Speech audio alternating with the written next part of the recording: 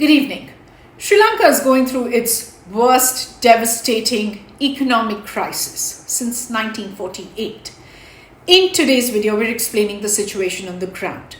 How did the crisis come to this? What is India's role? What is China's role? Now, before I start, a reminder, please subscribe to this channel. Whether you're watching us on Instagram or YouTube, there are stories that are worthy of your time, attention, intelligence, and they come without any noise, like the story of Sri Lanka staring rock bottom.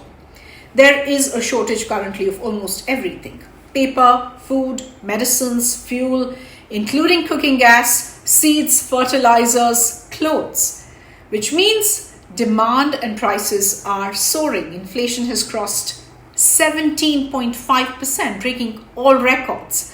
Hospitals are running out of life-saving drugs. The government is rationing electricity, which has meant long power cuts, not just in the capital city of Colombo, but in many other parts of Sri Lanka. Paper and ink is scarce. Exams have been cancelled.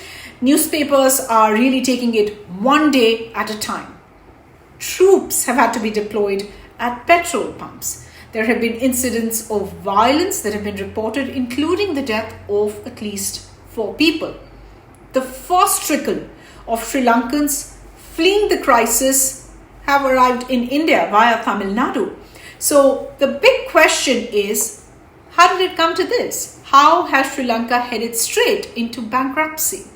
Well, there are many reasons, and not all have been sudden. In fact, some have been decades in the making. We're going to club them into 3 broad categories to help explain this picture better. Number 1 is Sri Lanka's massive debts. Number 2, impact of global events. This includes COVID-19 and the war in Ukraine. And third, Sri Lanka's domestic politics. Now, in 2008, when the 26-year-long civil war was close to ending, the global financial crisis hit the country.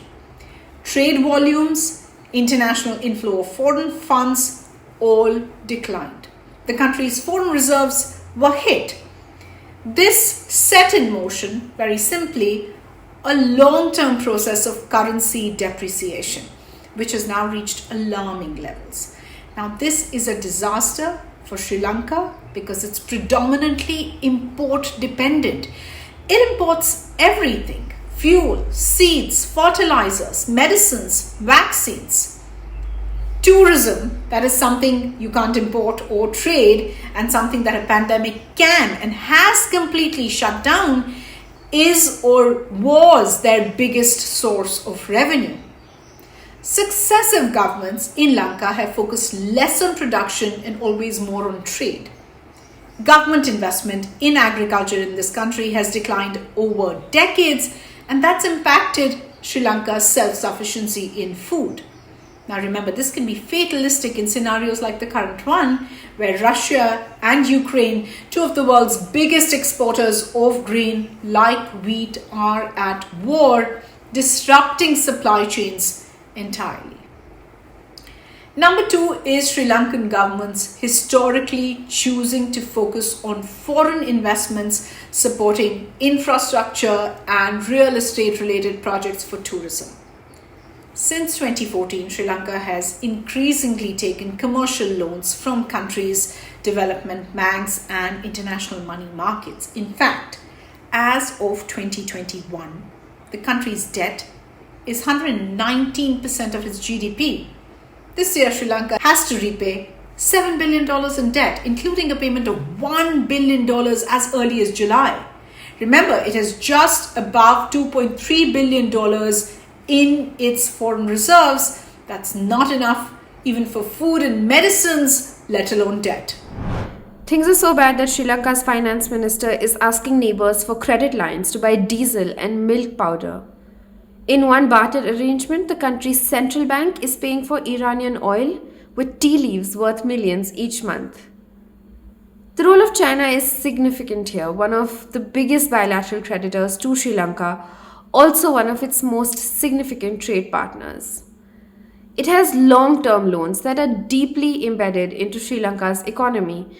China has financed large projects like ports, oil tank farms, sanitation plants, railway lines, power grids, etc. Repaying debt on time is hard when your GDP is less than what you owe, and Sri Lanka has in the past failed to repay China on time. On one such occasion, it gave China a controlling stake and a 99-year lease for Hambantota port in the south in 2017. And in this way, China has been slowly and strategically institutionalizing itself in Sri Lanka. Now, with the economy in shambles, Sri Lanka has asked China to consider restructuring its debt repayments this year. China has said no. But it has said yes to a loan in US dollars since Sri Lanka is running low on foreign reserves. So it's a bit like a loan from China to pay a loan back to China. Hopefully, you get a sense of why the word debt trap is used in the context of China and Sri Lanka. COVID-19 made everything worse. The country's foreign reserves were hit hard. Remittances from abroad halted, so did tourism, so did exports to a large extent, especially for things like tea and apparel, things that Sri Lanka sells. Sri Lanka's economy contracted by 3.6% in 2020, its worst in 73 years. Millions of jobs were lost. The pandemic was in many ways the straw that broke the camel's back. India has extended a helping hand by the way of debt freezes, currency swaps, and credit lines worth billions of dollars. Not just because of the history and investments in Sri Lanka, but also because it's a good opportunity to steer Sri Lanka's focus away from China. I'll stop here, but there is the politics of it. Where does the buck stop? And the many things a strong executive simply did not do to mitigate or control the crisis. We are bringing in Bhavani Fonseka, who has some great insights about why Sri Lanka is in the situation it is today. Please watch out for that video. And before I end, an appeal to make a monetary contribution towards Newsworthy. Our aim is to provide news, commentary and analysis that are worth your time and intelligence that you deserve as a citizen without any noise or editorial interference. If that's a goal you want to get behind, if our work adds value to your life, do support us with whatever amount you can.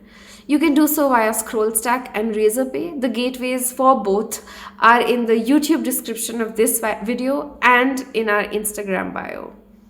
If you've been listening, thank you so much for your time today.